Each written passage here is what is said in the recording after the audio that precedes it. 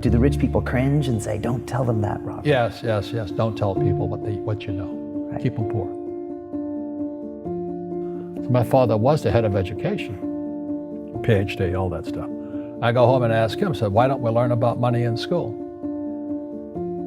And he looked at me and says, because the government doesn't let us teach that subject. The government tells us what we can teach and what we can't teach. And I thought that was strange. And I said, but aren't we going to school to learn about money? He says, no, your job is to get a job. I said, but you get a job to earn money. He goes, no, you're supposed to just get a job. And I went, no. Isn't the purpose of a job to earn money? He goes, you're correct. I said, so why don't I just learn about money? I can skip the job part, you know? And he got flustered and he said, if you want to learn about money, why don't you ask your best friend's father about money? And I said, why? That's Mike. So I asked him. He says, because Mike's father is an entrepreneur. And I said, what are you? He says, I'm an employee. I'm a government employee. I went, oh, what's the difference? He says, the difference is an entrepreneur must know about money, or they're no longer entrepreneurs. And he says an employee doesn't have to know anything about money, because the government will take care of them, the company will take care of them. So I'm all confused.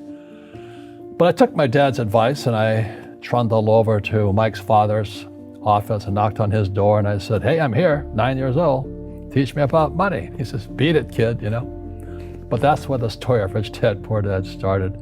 And finally, through persistence, my rich dad started teaching me about money on one condition. And that condition was he would never pay me.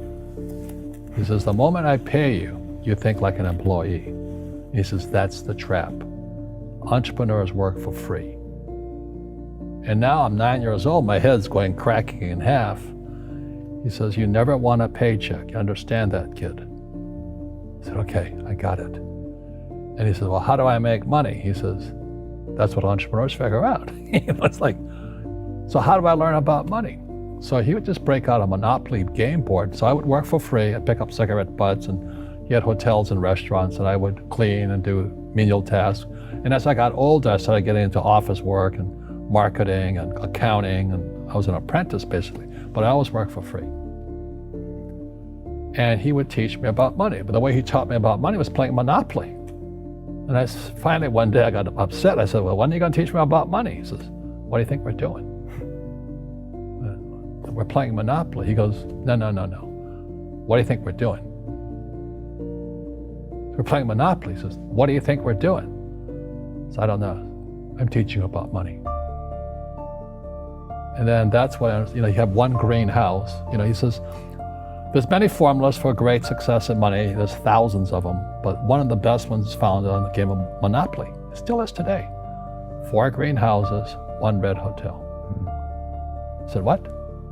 He says, one of the greatest ways to acquire great wealth is playing Monopoly in real life. 4 greenhouses, 1 red hotel.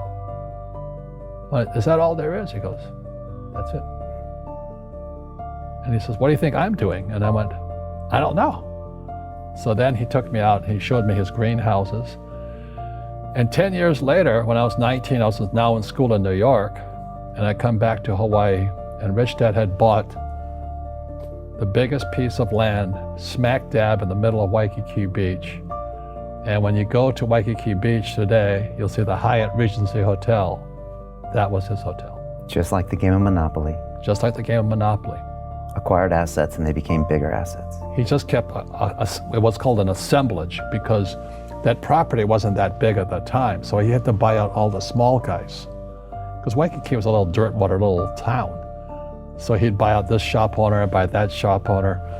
And it took him a while, but he finally assembled this large piece of property. And then he and Hyatt put up this giant hotel. It just sold for $800 million.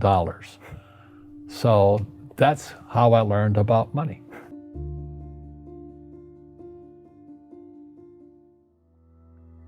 I've had financial crashes. I've had people stab me in the back, but they're all good because I grow from it. That's spirituality. Right. People who are afraid of making mistakes, like they teach in school, they don't ever grow. Because spirituality is there's good and there's bad, there's right and there's wrong, there's up and there's down. Most people only want to be right, they only want to be positive. Well, you can't have that. That's not reality. Well, I wasn't poor by most people's standards, but I came from a family with a poor attitude, if you know what I mean. Because rich, poor, middle class, poverty starts with a fundamental attitude. Poverty is passed on. It's taught in your families. And middle class is taught in families. And so the people right now who are sitting at home, who are struggling financially or worried about money or unhappy, they may be making a lot of money, but unhappy with what they're doing, it was probably taught to you. Your superego was taught, get a job, work hard, or you'll never be rich, or the rich are evil, or whatever. The school system will never teach you about money. The school system was designed to teach you to be an employee, which is important, or a doctor or a lawyer, a specialist, but never about money. And what most people lack is real business knowledge, like accounting, like debt, like taxes. You got to know that stuff, but they don't teach it in school to anybody. So, and then when people ask me, how did your rich dad learn this when your poor dad, a PhD, didn't? And the answer is very simply, my rich dad was my best friend's father.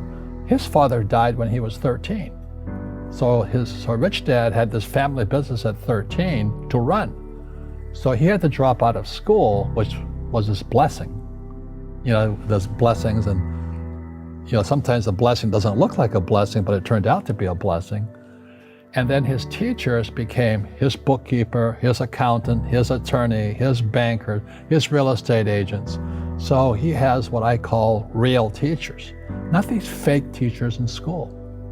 You see, most teachers in school, they're out of ethics. They teach subjects they themselves don't practice. I asked the teacher, I said, I'm in my third year of calculus now. It was called strength of materials. I said, am I ever going to use this stuff? He goes, no. I said, why do you teach it? He says, because I get paid. I said, do you ever use it? He goes, no. And that's why, you have to, in life, one of the things I suggest to people, you got to find a real teacher versus a fake teacher. And a fake teacher is somebody who doesn't do what they teach. And a real teacher is doing what they teach every day. So my accountants, my attorneys, they're in it every single day. That's how I learn, because every day I'm solving problems in my business. So I have accountants and attorneys and bankers and all these people on speed dial because I'm solving problems with my team. I see you giving this knowledge out, and yeah. Do the rich people cringe and say, don't tell them that, Rob? Yes. Don't tell people what you know. Right. Keep them poor. But, unfortunately, the poor, as was in the Bible, I'm not real religious, the poor will always be amongst us because it starts up here. Right, it's that fear mentality. It's in their words, and the words become flesh. Again, I'm not really religious. I flunked out of Sunday school also. But when they say I can't afford it or I can't do that, they go down. They become what they say. My PhD daddy says, what do you think I am, made of money? I can't afford that. And my rich dad would say, that's why he's poor. Poor people say, I can't afford it, I can't do that, I don't have time. Because this is an escape. It's an escape, you know what I mean? It's easy to say, I can't afford it. And your rich dad used to say what instead of, I can't afford it? How can I afford it? How can I do that? What would it take, or why should I do that? He says that a question opens the mind, a statement closes the mind. See, when you say, I can't afford it, your mind shuts down, and you become what you say.